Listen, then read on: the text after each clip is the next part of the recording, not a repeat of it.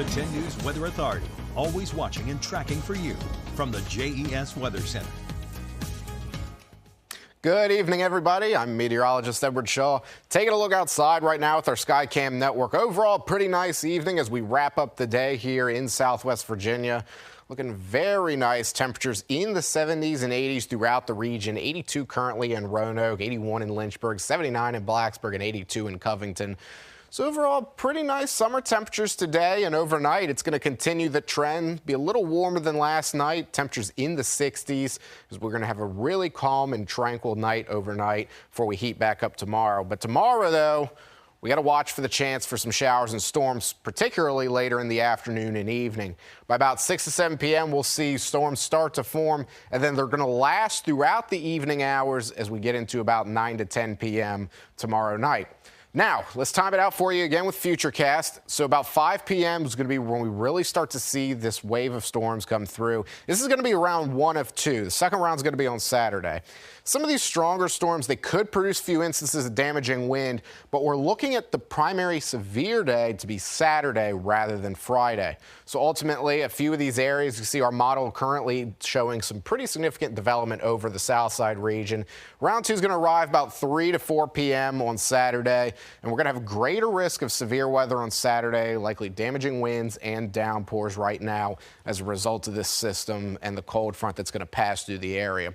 The good news with this is that the cold front's going to keep us pretty comfortable in terms of temperatures for the next week or so. Rain chances, again, widespread scattered showers and storms Friday and Saturday, but then we could see a few pop-up showers just as a lingering unsettled pattern as we head into next week, Sunday, Monday, and then even less so Tuesday and Wednesday. Now, taking a look at what's happening with Hurricane Ernesto. Ernesto is still heading to the northeast right now. Right now, about 13 miles per hour. Really going to have winds about 85 miles per hour. It's expected to strengthen a little bit more to a Category 2, maxing out probably about 105 mile per hour winds. And it's actually started to go to a weaker track just as the result of ingesting some dry air that's currently out across the western Atlantic and then ultimately just further to the south. It's still going to be a devastating hurricane regardless. It's just not going to strengthen to what it was initially expected. As it heads over, it'll make pretty much direct impact onto Bermuda.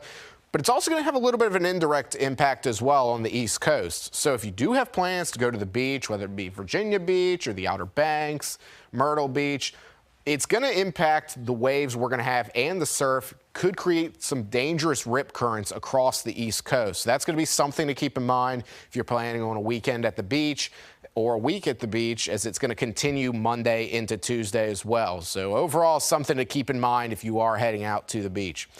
Now, as we turn gears and take a look back at our neck of the woods, overall tomorrow, again, rounds of rain and then sunny skies to the central part of the state.